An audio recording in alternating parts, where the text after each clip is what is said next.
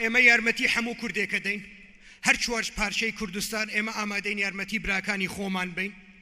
45 ملیۆن کورد هەیە لەم دنیاە، ئەبێ خۆمان بکەین بە ساحبی هەر 45 ملیۆنی کە بووین بە ساحبی 45 ملیۆن کورد، نە ئەمریکا نە ئێران نە هیچ وڵاتێک دەتوانێت بە کوردستان و بە کورد بڵێن نە. بەو پەیامە بافڵجەلال تاڵەبانی سەرۆکی یەکێتی نیشتیمانی کوردستان جارێکی تر دڵنیایی بە تەواوی کوردانی هەموو پارچەکانی کوردستاندا کە حیزبەکەی هاوشێوەی ڕابردوو بۆ داهاتوش لەگەڵیان دەبێت و خۆی بە خاوەنی 45 ملیۆن کورد دەزانێت. یەکێتی نیشتیمانی کوردستان وەک هێزێکی نیشتیمانی لە سەرەتای دامەزراندنەوە تا ئێستا هاوتەریب بە خەباتی باشوور وەک پرەنسیبێکی نەتەوەیی هاوکار و پشتیوانی خەباتی سیاسی پارچەکانی تری باکوور و خۆرڵات و ڕۆژاوای کوردستان بووە بۆ بەدیهێنانی مافەکانیان.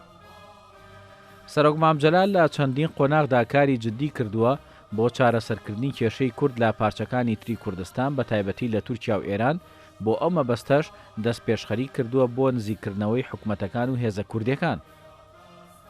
هەر بە هەوڵی سەرۆک مامجەلال لە ساڵی 1993 ئاگربەست لە نێوان تورکۆت ئۆزال سەرۆک کۆماری ئەو کاتی تورکیا و عەبدوڵڵا ئۆجالان ڕێبەری پەکەکە ڕاگەیەندا.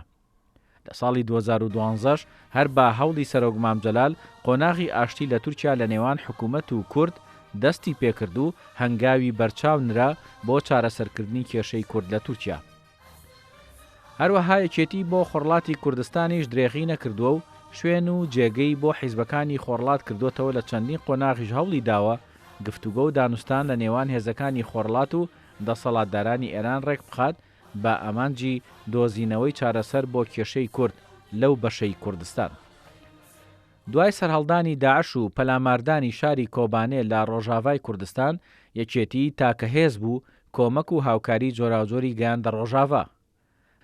هەر بە هەوڵی یەکێتی پەرلەمانی کوردستان بڕیاریدا هێزی پێشمەرگە بۆ بەرگری لە کۆبانێ بچێتە ڕۆژاوا و لە 28 دەی ساڵی 2014 یەکەم کاروانی هێزی پێشمەرگە بەرەو کۆبانێ بەڕێکەوت بە پشتیوانی پێشمەرگەشتواندا بۆ یەکەم جار داعش تێک بشکێندێت.